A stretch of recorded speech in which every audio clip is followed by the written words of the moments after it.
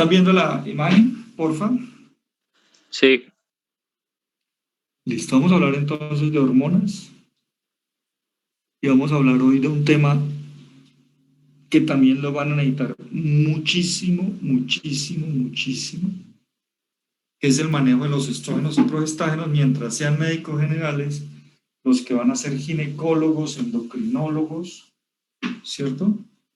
Entonces, también lo van a necesitar mucho. Vamos a hablar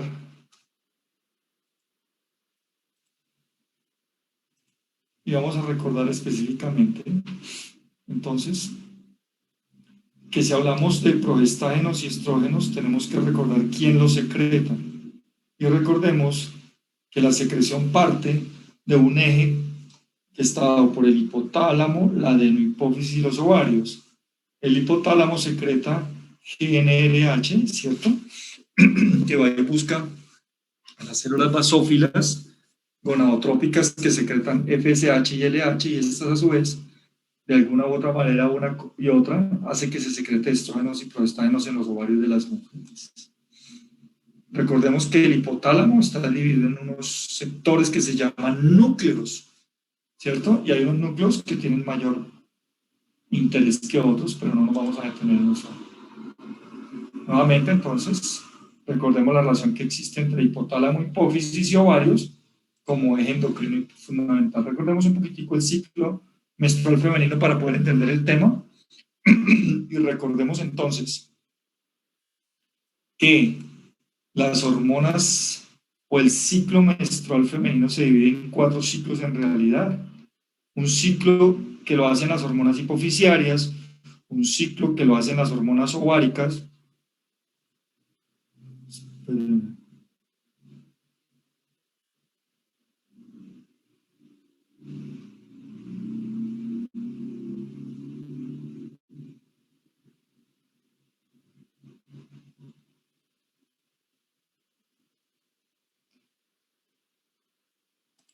Bien, y un ciclo que se llama un ciclo ovárico. Además, hay un ciclo que se produce a nivel del endometrio, pero los 4 ciclos van de la mano, o sea, uno va influyendo en el otro y el otro en el otro y el otro en el otro. No en el mismo orden que ustedes están viendo ahí, pero sí se influyen todos. Entonces recordemos rápidamente que las hormonas hipofisiarias LH y FSH, ¿cierto? Entonces, a comienzos del ciclo, y cuando hablamos de ciclo, entonces dividimos el ciclo en 28 días. No es exacto porque las mujeres no hacen ciclos de 28 días todas, sino que algunas sí, otras no, otras de 32, 31, pero el promedio mundial es de 28 días, y entonces a la mitad del ciclo, o sea, el día 14, harán la ovulación. Entonces, teniendo en cuenta este promedio, decimos que en la primera fase del ciclo, o sea, los primeros 14 días, LH y FSH se mantienen en niveles bajos, pero no en ceros. Pero hacia el día 12 más o menos, comienza a haber una elevación tanto de la LH como de la FSH, mucho más pronunciado de la LH, que cae horas antes de la ovulación, y a eso es lo que se llama pico preovulatorio. De la mano con ellas, entonces los estrógenos hacen un pico muy similar que va de la mano entre la LH y los estrógenos y comparten un feedback de tipo positivo. Quiere decir entonces que mientras la LH sube, la FSH también sube y se ayudan para subir y hacer un pico más grande.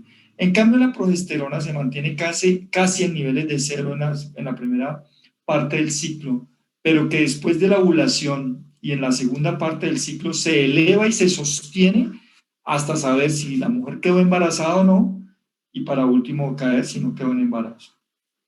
Si hablamos del ciclo ovárico, entonces tendremos que mirar que los folículos con los que nacen las mujeres han hecho un proceso de maduración desde la época embrionaria y asimismo de pérdida de la cantidad hasta que nacen aproximadamente con unos 400.000 que se van perdiendo paulatinamente. Estos folículos se maduran durante el ciclo 1 por vez, en cada mes, para producir un óvulo estable que se va a liberar hacia la mitad del ciclo. Tiempo después, entonces, donde estaba ubicado ese óvulo, entonces se llena de una sustancia amarilla que es gracias a la progesterona y a los estrógenos, pero más a la progesterona, y se llama cuerpo lúteo, y por eso esta siguiente fase se le llama fase luteínica.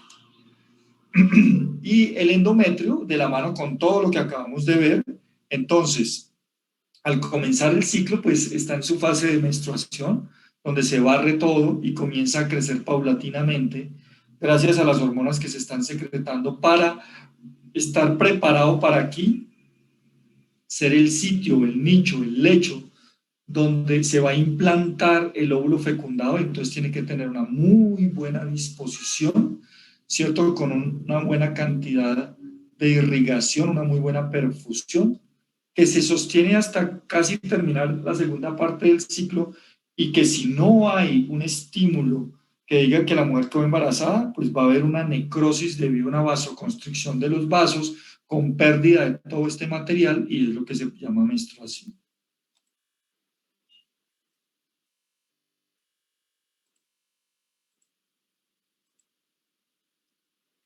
Entonces, recordemos ese efecto de retroalimentación o retroacción positiva de los estrógenos antes de la ovulación. Hay secreción de cantidades mucho mayores de LH durante 1 o 2 días antes de la ovulación. Esto fue lo que yo ya dije. Los estrógenos en este punto ejercen del ciclo ejercen un efecto de retroalimentación positiva junto con la LH. Aquí simplemente para recordar lo mismo que ya vimos, y en la siguiente diapositiva otra vez. Recuerden que existe un feedback negativo también. En la medida en que se produzca mayor cantidad de estrógeno y progesterona, esto va a frenar el eje arriba y lo va a calmar. Eso es muy importante tenerlo en cuenta, esta retroalimentación negativa que sufren cuando las mujeres se encuentran en altas cantidades de estrógenos y progestágenos, deteniendo así la secreción mayor. Bien, estas hormonas, la progesterona y los estrógenos, son hormonas de tipo esteroidal, o sea, son hormonas derivadas del colesterol. ¿Cierto que en presencia de enzimas como la colesterol desmolasa o la hidrolasa se convierten en pregnenolona, que son, esta pregnenolona es el precursor de todas las hormonas esteroidales? Gracias a esta cantidad de enzimas que encontramos, hay que tener cuidado con esta, sobre todo la aromatasa, que es la que convierte estrógenos en progestágenos, específicamente en estrógenos, pues. ¿Cierto?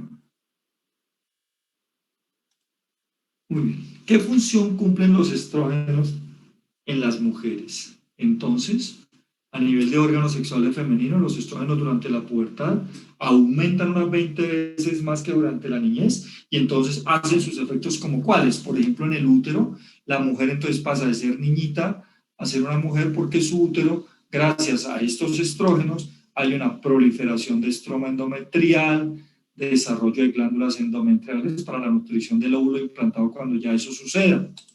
Además, sobre el metabolismo corporal y depósito de grasas, pues recuerden ustedes que son hormonas esteroidales, estimulan el aumento de depósitos de grasa en los tejidos subcutáneos, especialmente en mamas y caderas. Sobre la piel le dan la textura blanda y tersa de la piel propia de las mujeres, con aumento de la vascularización, a diferente de lo que sucede con la piel de nosotros los hombres. Sobre el equilibrio electrolítico, recordemos que estas hormonas son esteroidales, entonces de alguna u otra manera tienen un estímulo mineralocorticoide, por lo cual ayudan a retener a sodio y agua por los túbulos renales. En las trompas de falopio, los estrógenos aumentan la proliferación de tejidos glandulares, aumenta el número de células ciliadas que revisten el conducto, que son las que se encargan de ir llevando, en la medida en que esos cilios se van moviendo, el óvulo fecundado dentro de la trompa para depositarla en el endometrio después. Sobre las mamas, los estrógenos inician su crecimiento y el aparato productor de leche en las niñas, y le dan el aspecto, ya cuando pasan de niñas a mujercitas, un aspecto externo de la mama madura, ¿cierto? con una areola, con un pezón y con una mama mucho más grande por los depósitos de grasa. En el esqueleto son los que ayudan estimulan el crecimiento óseo de la mujer junto con la hormona de crecimiento, son las que hacen que la mujer haga el estirón, lo hacen antes que nosotros los hombres en la pubertad.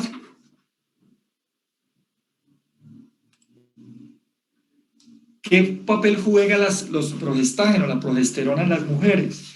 Pues a nivel del útero, aumenta su capacidad secretora de endometrio en la segunda mitad del ciclo. En las trompas de Falopia estimula las secreciones que nutren el óvulo fecundado cuando ya se sabe que la mujer quedó en embarazo. Las mamas las aumenta de tamaño y prepara todo para cuando ese embarazo progrese mucho más. Todo esto, acuérdense que progesterona significa en favor de la gestación. Pues bien, con base en eso y en ese recorderis que les acabo de hacer de la parte fisiológica, entonces podemos tener en cuenta qué sucede cuando a una mujer le damos progestágenos o estrógenos. Entonces, la acción farmacológica de los estrógenos y los progestágenos va enfocada a dos tipos de tratamientos. Uno que se llama TRH o terapia de reemplazo hormonal. Terapia de reemplazo hormonal que está dirigida a las mujeres cuando sufren menopausia, ya sea una menopausia temprana o una menopausia fisiológica, cuando las mujeres ya entran en menopausia porque ya se agotaron sus reservas de estrógenos y progestágenos y sobre todo de óvulos. Y otra manera de utilizar estrógenos y progestágenos es como anticonceptivos. Entonces, ¿para qué sirven las terapias de reemplazo hormonal? Ayudan al sistema esquelético, porque recuerden ustedes que ya vimos ahorita que los estrógenos están directamente relacionados con el crecimiento óseo y el sostenimiento después cuando ya la mujer ha crecido y se queda ahí a nivel cardiovascular. ¿Por qué? Porque los estrógenos se han demostrado que son protectores de las alteraciones cardiovasculares. A nivel metabólico, ¿por qué? Recuerden que los estrógenos están relacionados con los niveles de agua y sodio.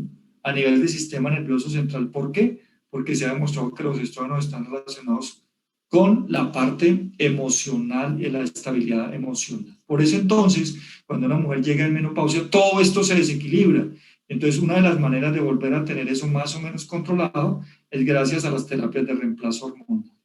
Como anticonceptivos, entonces, este tipo de medicamentos simulan el ciclo fisiológico, elevando los niveles de estrógenos y progestágenos, pero acuérdense que cuando se elevan los niveles de estrógenos y progestágenos producen un feedback negativo, entonces, haciendo que no se produzca todo el proceso de liberación y el pico preovulatorio del LH con los estrógenos y por lo tanto no habrá ovulación. Estradiol y progesterona no anticoncepción vía oral por disminución de la absorción y por aumento del metabolismo hepático.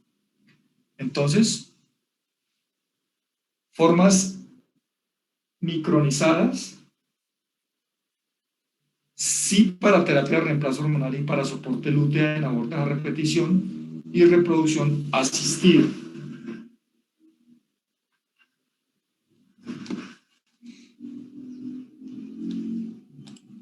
Espérame un momentico. Entonces, ¿qué acción farmacológica tenemos? ¿Cierto? Mire, háganme un favor, después me escriben porque no van a enloquecer con lo de las notas, ¿vale? ¿Listos? Ya ahorita yo leo ya los mensajes, pero espérenme un ratito, ¿vale?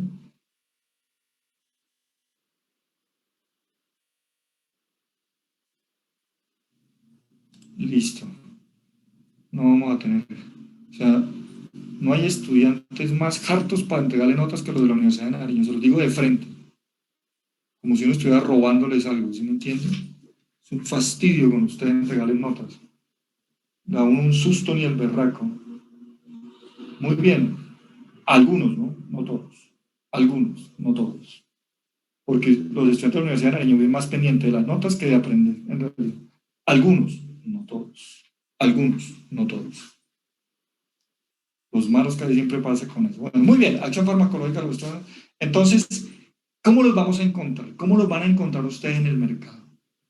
Todas las formas, en todas las formas farmacéuticas que usted se imagine, hay estrógenos y progestágenos. Por ejemplo, hay parches. parches y los podemos utilizar, esos parches los pueden utilizar las mujeres para terapia de reemplazo hormonal, como anticonceptivos. En gel, mire, en gel, por ejemplo, los estrógenos para mujeres en menopausia, para mujeres que tengan déficit de estrógenos, porque ese gel es vaginal y eso les va a colaborar hartísimo, hartísimo. Y ya veremos ahorita en qué momento los transdérmicos que acabo de decir. Los progestágenos transdérmicos o también en geles para uso tópico en patología mamaria, sobre todo afortunadamente en patología benigna. Los progestágenos los podemos encontrar subcutáneos, lo que la gente llama las pilas, la pila, ¿no? Entonces son los implantes subcutáneos o también como anticonceptivos, ¿no? O también últimamente han aparecido en dispositivos intrauterinos como contraceptivos o anticonceptivos, contraceptivos y anticonceptivos la misma vaina. Progestágenos y estrógenos intramusculares y subcutáneos. También los podemos encontrar así. Estrógenos en crema, óvulos para aplicación vaginal. Sobre todo estos estrógenos, como se los mostraba aquí en gel o en óvulos o en cremas, en mujeres que están en etapa de menopausia, y eso produce una sequedad de la mucosa vaginal y entonces hace que la mucosa se pueda lacerar, sobre todo cuando tienen relaciones sexuales. Eso produce relaciones sexuales muy dolorosas para las mujeres. Entonces, lo que conseguimos con esto es solucionar ese problema, ¿vale? Se unen a la globina transportadora de estrógenos, progesterona, albúmina y corticoides. Su eliminación se da por vía hepática, renal, gónadas y músculos. Y en su mecanismo de acción pueden interactuar con receptores intracelulares y producir cambios tanto del ADN, del ARN o de proteínas, pues porque al fin y al cabo son hormonas que están relacionadas con esto, ¿no?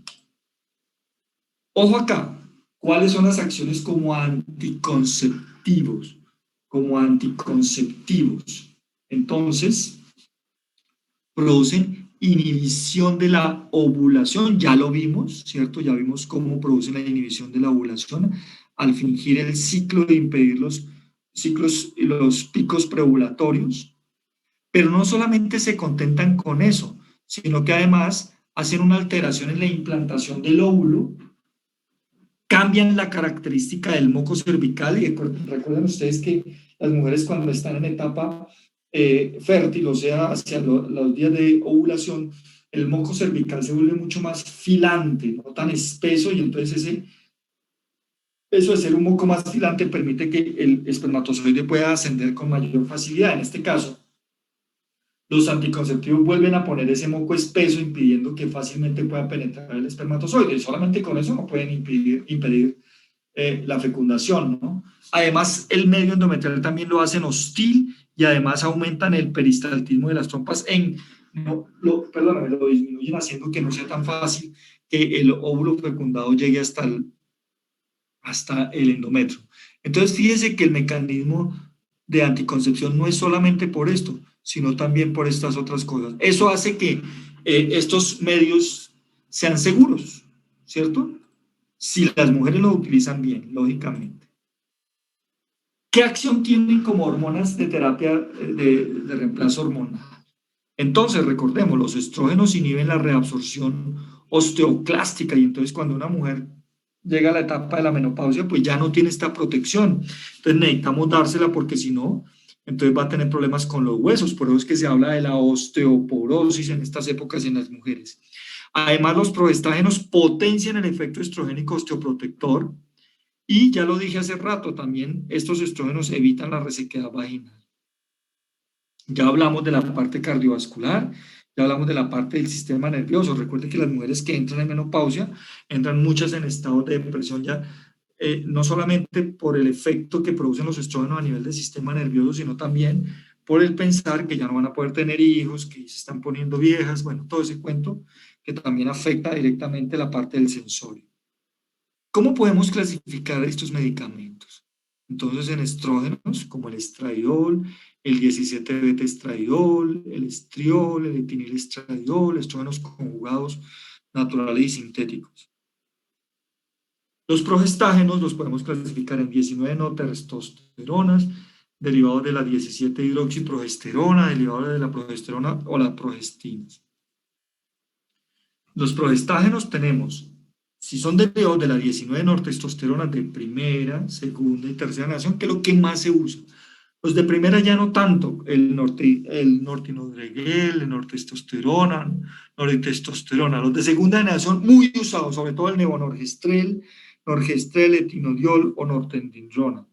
Los de tercera generación, norgestimato, esogestrel, gestodeno, norgestromina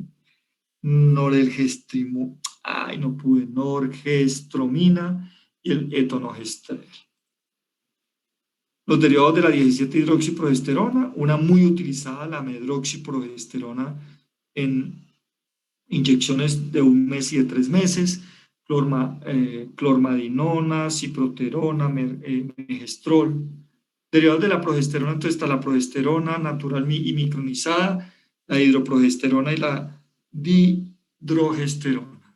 Y las nuevas progestinas, entonces el dienogest, que ya no son tan nuevas, entre otras cosas, drospirenona, trimegestone, nestorone, nomegestrol.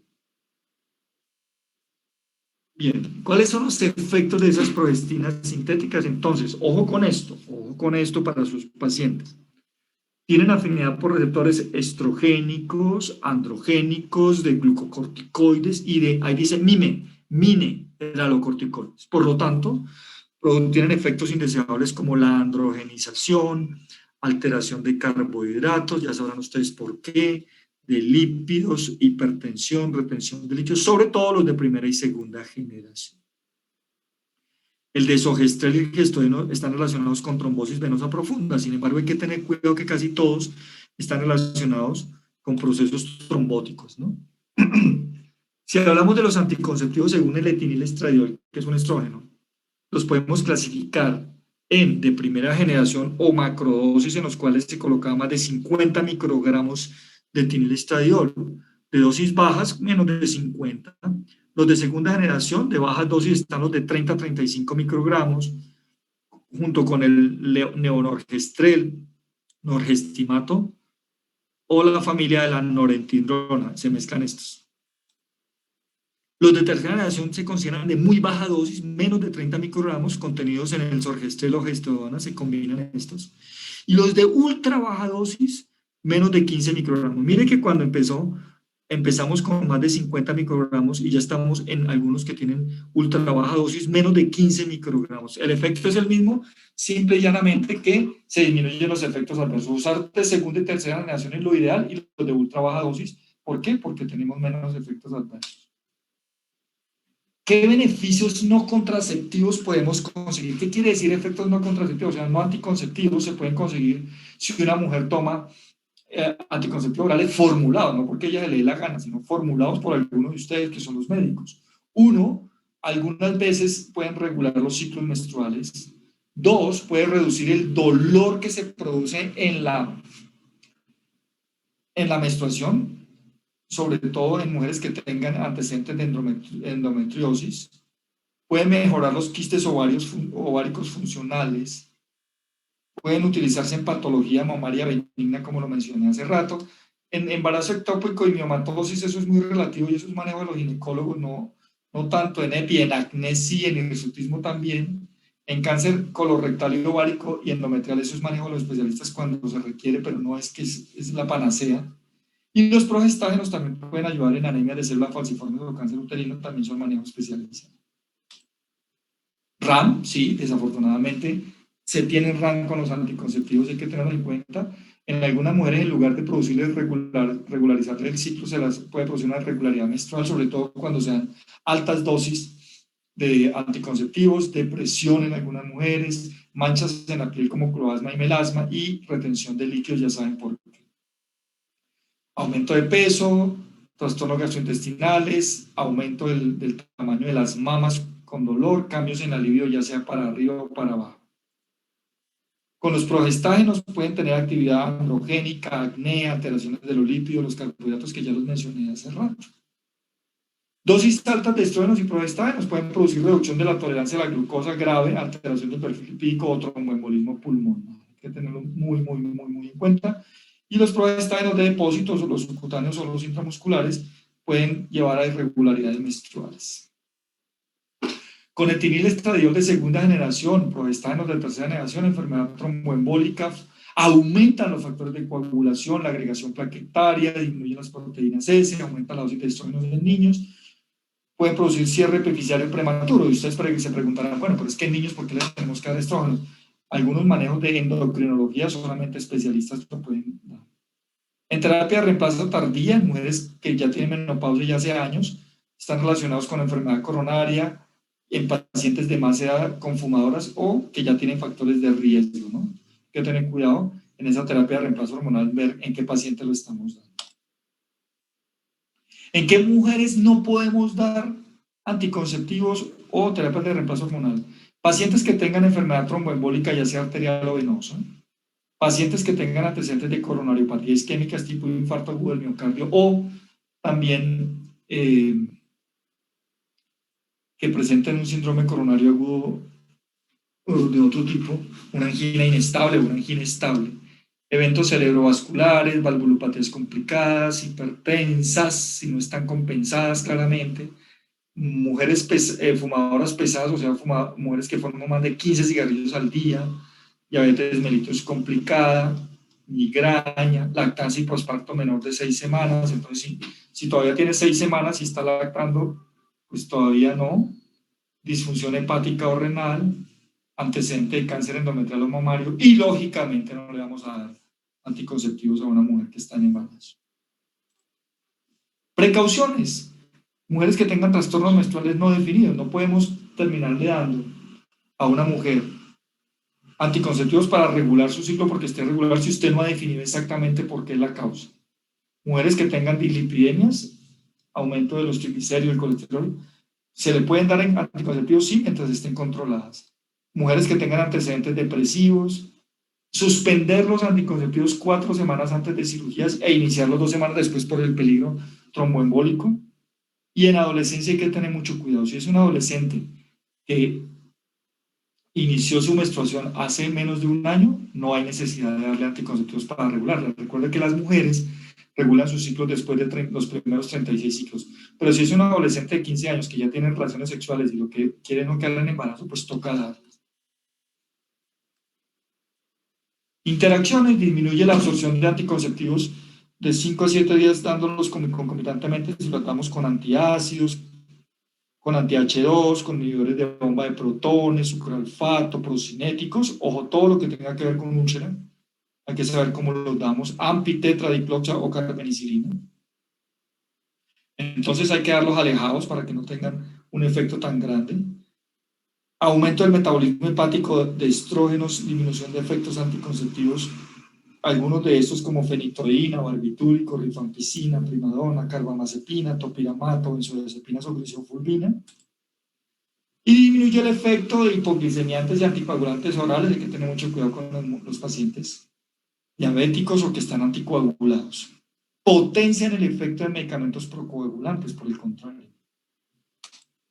Usos, pues ya lo dijimos, en perimenopausia o menopausia, en mujeres que tengan dolor para la relación sexual que se llama dispareunia y resequedad vaginal, en estudio de amenorreas, en hemorragias uterinas disfuncionales, como anticonceptivos, en pacientes que tengan mucho dolor al momento de la menstruación y que tengan endometriosis, en pacientes que tengan antecedente de hiperandrogenismo, en retardo constitucional de la pubertad. Estos dos últimos son manejo de especialista y no del médico general. Muy bien. Preguntas, porfa. Espera, yo grabo el chat para los que me mandaron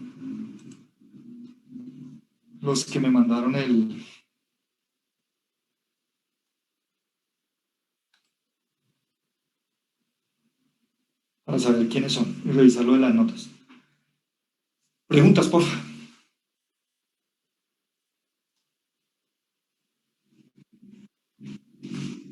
Dime.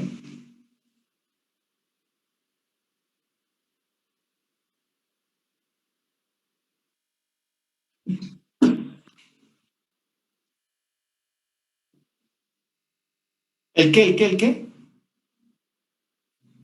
No, el post-day es válido. Dosis altas de proestaje no se pueden dar, ¿cierto? Pero lógicamente es eso lo que usted está diciendo, no es que no, lo que no podemos malinterpretar, lo que pasa es que hay que hacer, darlo, no le puede convertir no es un método anticonceptivo de uso diario, es de urgencia, ¿sí me entiende? Entonces usted lo puede utilizar, una mujer lo puede utilizar una vez en la vida, pero no más, no lo puede coger de costumbre, porque son dosis muy altas, ¿cierto? Y entonces le puede producir alteraciones gravísimas. Entonces solamente es, como su nombre indica, un medio de emergencia, pero no para que cada mes que cree que está en embarazo, que no se cuida, que no hace. Entonces, en eso nosotros los médicos debemos ser muy cuidadosos en el sentido de que por favor, de cuidarnos con respecto a que la mujer haga un buen uso de los anticonceptivos, es darle anticonceptivos cada vez, pero no es que no se puedan utilizar, se utilizan pero una vecesita y no más, es lo ideal. Doctor, Sí. el uso prolongado de las pilas, o sea, utilizarlas por muchos años, ¿eso puede ocasionar problemas de infertilidad? No, no, eso no está comprobado. Eso no está comprobado. Lo que pasa es que sí, lo ideal es que si usted utiliza, por ejemplo, un implante de 5 años y lo utiliza 2 veces 10 años, pues ya es suficiente, ¿cierto? Ya 10 años de anticoncepción. Y si usted quiere seguir, pues usted puede descansar unos 6 meses, un año, ¿cierto? Utilizar otro método más suave, un implante, un dispositivo intrauterino, porque el juego de hormonas, pues la carga hormonal es muy alta, pero decir que con eso ya va a quedar estéril, no. Gracias, doctor. Bueno, Doctor, señora. en el caso del misoprostol, ¿ese sí estaría considerado dentro de este grupo? Porque yo había escuchado que también se lo utilizaba como en el caso de úlceras gástricas. Sí, pero se utiliza como oxitóxico y lo vamos a ver en la próxima clase. En la clase del próximo lunes voy a hablar de oxitóxicos y vamos a hablar del misoprostol. Y ya veremos cómo es que se utiliza. Pero no se utiliza, no es un estrógeno y progestágeno, ni es un anticonceptivo, no. Es un abortivo que es distinto. Ya. Pero ya se lo voy a explicar bien en la próxima clase. Sí, señora. Fresca.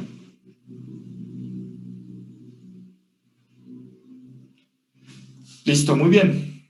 Entonces ya reviso yo los que me enviaron sus cosas y ya revisamos la nota. ¿Listos? Muy bien, muchas gracias a todos. Nos veremos. Chao, queridos. El viernes parcial, ¿no? La misma vaina. Hasta luego.